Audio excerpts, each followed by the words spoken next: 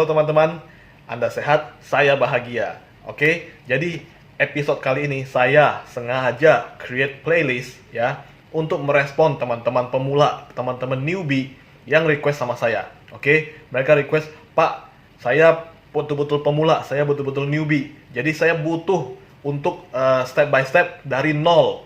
Jadi saya create playlist ini bersambung serial ya sampai ke serial terakhir nantinya, khusus untuk Anda-Anda yang pemula yang pertama kali ingin belajar bertransaksi ataupun belajar saham pemula.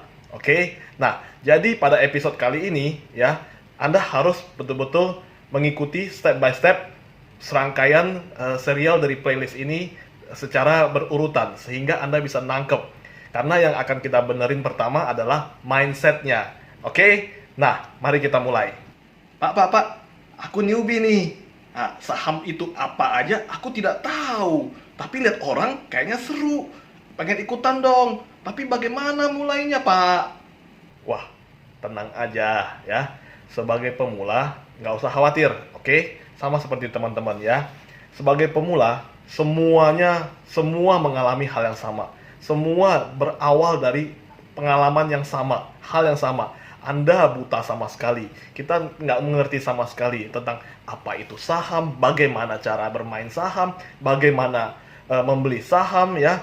Kenapa? Karena kita tidak pernah diajarkan di sekolahan ya. Mata pelajaran tidak memberikan pengetahuan mengenai saham, investasi ya kan.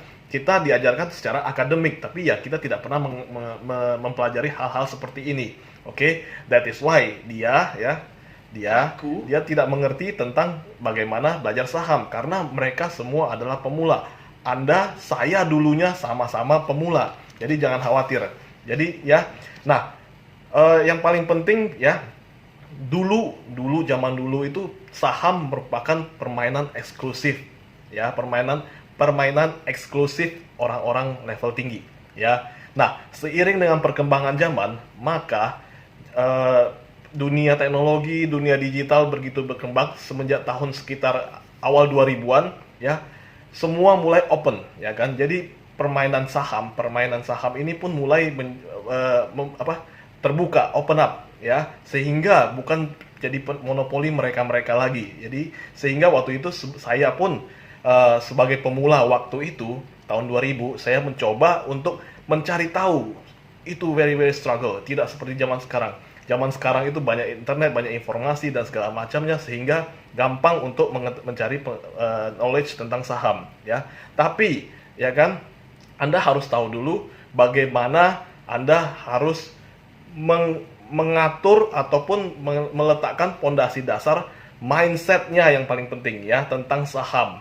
Oke, jadi buat Anda yang pemula, Anda newbie, no worries ya. Anda harus betul-betul komitmen untuk mempelajari bagaimana dan apa itu saham dan bagaimana bertransaksinya. Oke, nah kita mulai lagi. Oke.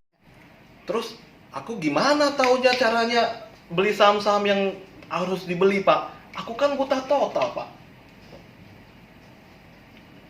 Buta. Tenang aja, tenang ya. Sebagai pemula, Anda nggak usah panik, nggak usah khawatir, tenang aja. Oke, lihatlah ya, lihat sekeliling Anda. Oke, lihatlah sekeliling kita ya. Itu semua yang Anda lihat di jalanan, mobil macet ya, kuli bangunan sedang mengaduk semen ya, Anda mandi, semua yang Anda lihat sekeliling Anda itu adalah sesuatu ataupun produk dari perusahaan-perusahaan yang listing di pasar modal. Contoh tadi ya kan, jika Anda dari rumah ke kantor, kemudian Anda kena macet, begitu banyak kendaraan, apalagi di Jakarta ya. Nah, begitu banyak kendaraan sehingga mengakibatkan macet, itu adalah produk dari perusahaan yang namanya Astra ya, dengan kode saham ASII. Ingat ya. So, jadi dengan melihat sekeliling Anda, contoh tadi begitu macetnya Jakarta, begitu macetnya kendaraan di sekeliling Anda, artinya perusahaan otomotif, perusahaan yang menjual otomotif, dalam hal ini ASI, itu pasti perusahaan yang diuntungkan.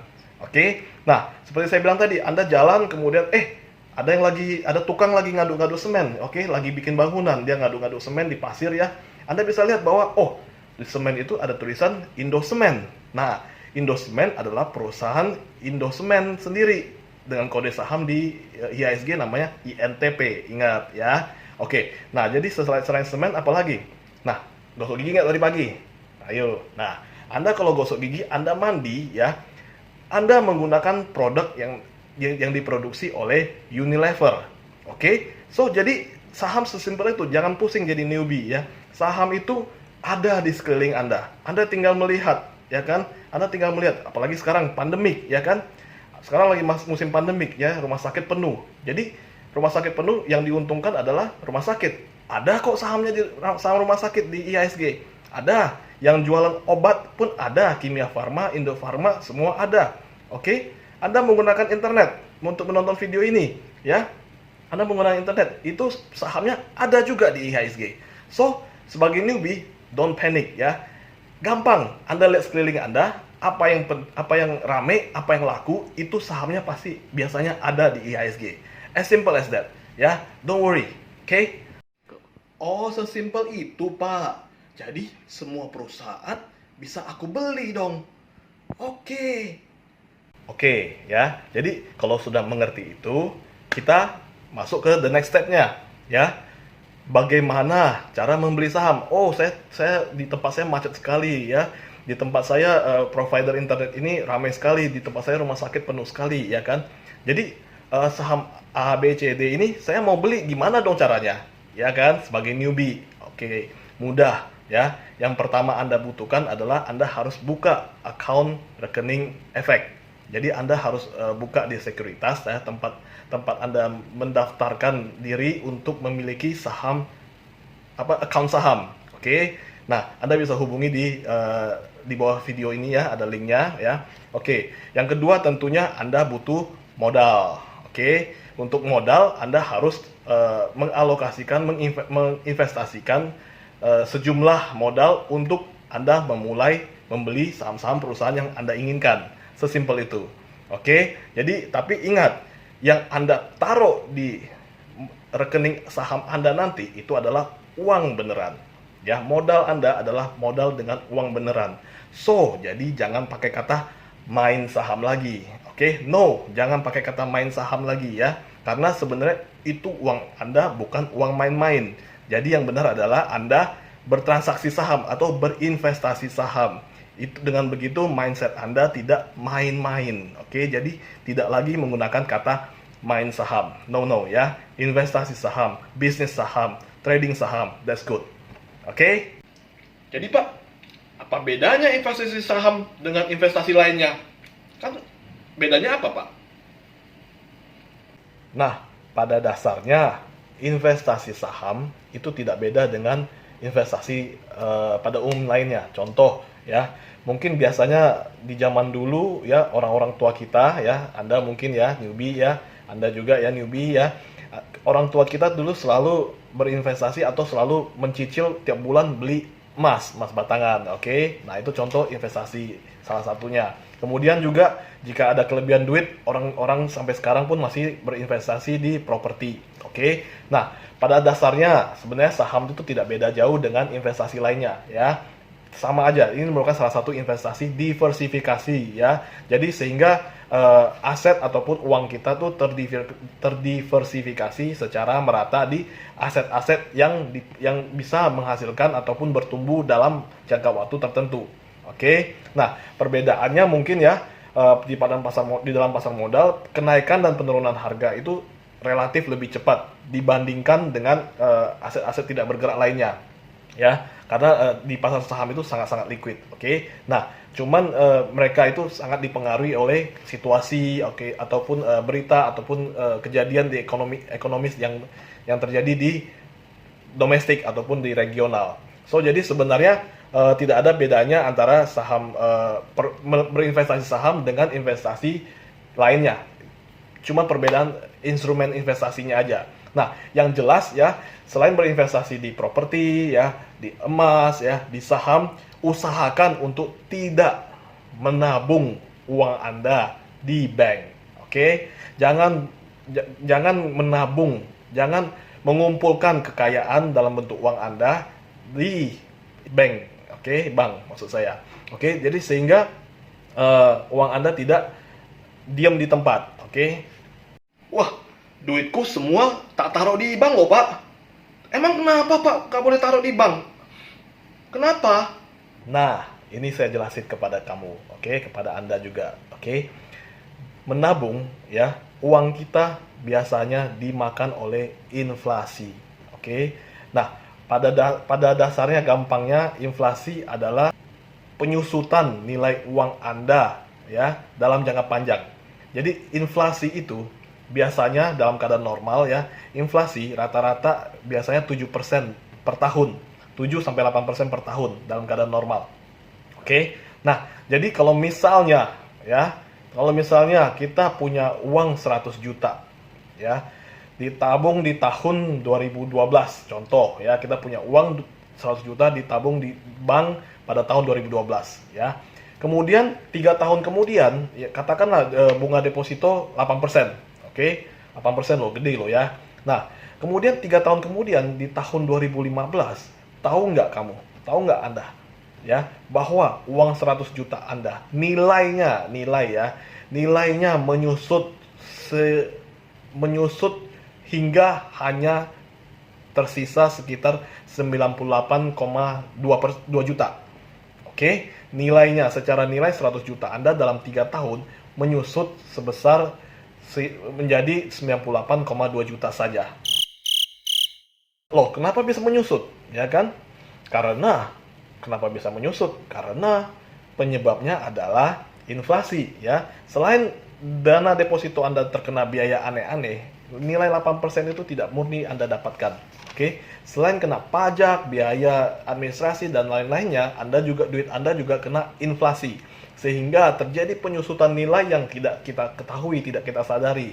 Meskipun secara angka masih tertera 100 juta sekian, tapi secara nilai sebenarnya menyusut menjadi 98,2% aja. Oke? Nah, jadi kalau misalnya, ya, kalau misalnya Anda punya 100 juta, bagusnya gimana? Kan katanya nggak boleh nabung di bank. Jangan nabung di bank maksud saya. Oke? Gampang. Contoh dengan time frame yang sama di tahun 2012 tadi, Anda punya 100 juta, ya. Anda belikan saham Wika pada saat itu, tahun 2012 tadi. Oke? Jadi tahun 2012 tadi kalau nggak salah Wika harganya cuma 610 perak. Oke, jadi 100 juta Anda dibeliin saham Wika sebesar dengan harga satu lembar saham 610 perak. Oke. Nah, jadi dengan perbandingan yang sama selama 3 tahun, ya, dari tahun 2012 ke 2015, saham Wika itu berkembang, tumbuh, naik, ya, naik gila-gilaan dari 610 menjadi 3.000, sekitar 3.500-an, oke, per satu lembar saham dalam 3 tahun. Jadi uang 100 juta Anda, ya, coba tebak, uang 100 juta Anda, ya, dalam 3 tahun itu menjadi berapa di tahun 2015? Oke, kalau hitungan saya itu sekitar 587 juta. Bayangin, ya, Anda di satu sisi Anda taruh di bank. Selama 3 tahun, duit 100 juta di bank menyusut nilainya menjadi 98,2 juta. Yang satu lagi, Anda taruh di saham. Kebetulan tentunya Anda harus memilih saham yang benar, ya, yang berkembang, yang tumbuh, ya kan? Nah, Anda taruh di saham 100 juta, dalam 3 tahun yang sama, time frame yang sama, nilai uang Anda menjadi 587 juta. Ya, 100 juta menjadi 98,2 juta, 100 juta menjadi 587 juta. Anda pilih yang mana? Nah, itulah contoh, ya, kenapa Anda harus belajar berinvestasi ataupun harus belajar membeli saham atau bertransaksi saham atau berinvestasi saham walaupun Anda sebagai pemula. No worries, saya akan ajarkan di series playlist ini. Oke, so jadi Anda dapat gambarannya, ya.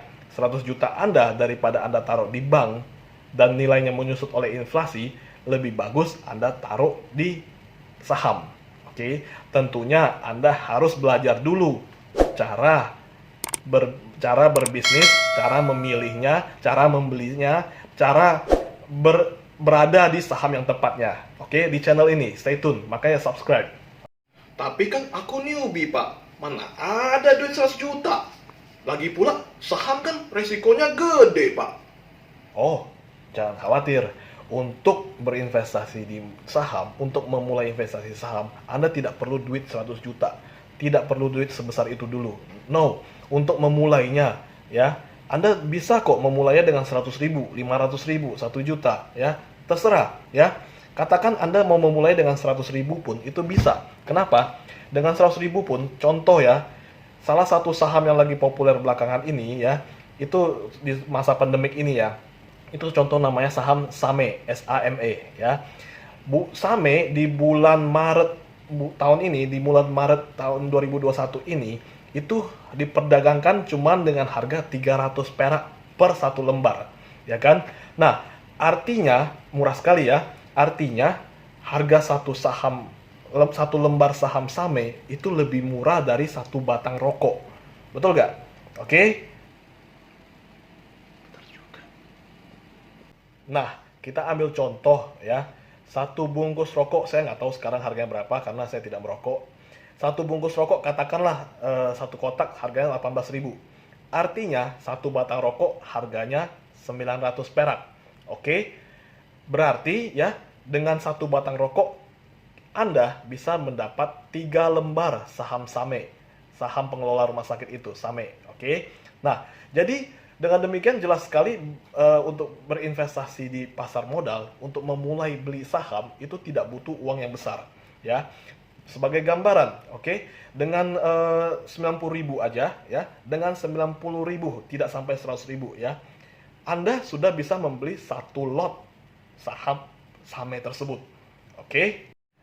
Nah, jadi tadi kamu bilang berbahaya, saham berbahaya. Sekarang saya tanya, lebih bahaya mana?